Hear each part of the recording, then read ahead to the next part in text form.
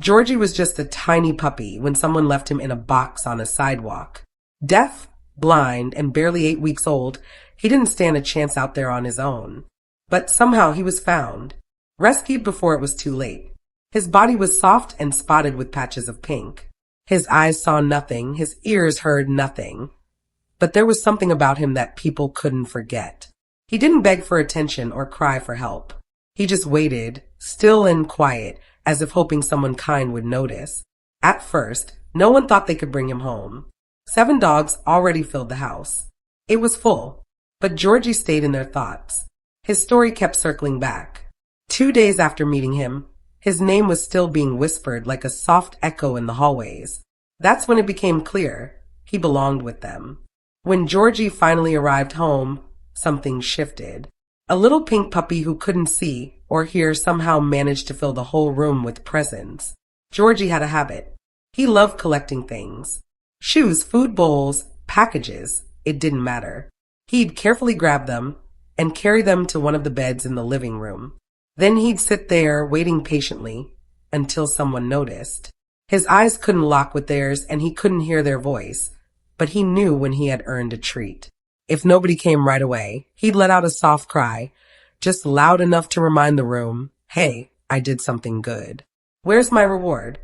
It became his little game, a way to communicate, to bond, to say I'm here. Because he couldn't hear or see, he had to learn the world differently. Instead of words or hand signals, he learned through taps. A tap on the back meant one thing. A tap on the shoulder meant something else. And the softest breath blown toward his nose became a call. He began to understand the silent language of touch and air, and he responded with trust. The whole house adapted. Everyone fell into step with Georgie's rhythm, like dancers following a beat they couldn't hear but could feel. He loved being around the other dogs. They would line up, waiting their turn, and Georgie would join right in without hesitation. It didn't matter that he couldn't see the line or hear his name. He felt where he belonged. One of his closest bonds formed with Piglet, another pup who understood life with limitations. Piglet used his nose. Georgie used his sense of touch.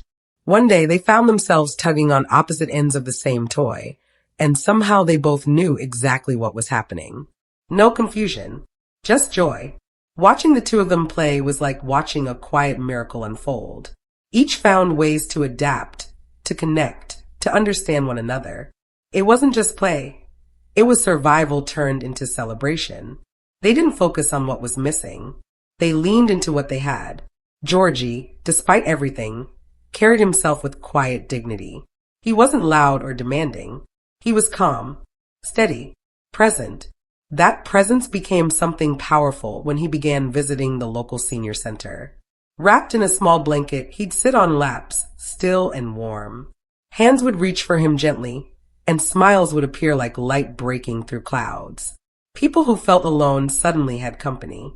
Georgie didn't need to speak or look into their eyes. He just had to be there. He's training now to become a therapy dog, the kind of companion who doesn't just comfort with presence, but with purpose. The journey hasn't been easy, but Georgie never lets his challenges define him. He wakes up each day ready to collect another shoe, to nudge another hand, to make someone smile. And in return, he's loved more than words can say. Every day ends with a kiss on his head and a soft thank you whispered into the quiet air. Georgie is a reminder of something simple but rare, that even when the world goes dark and silent, love finds a way to shine through.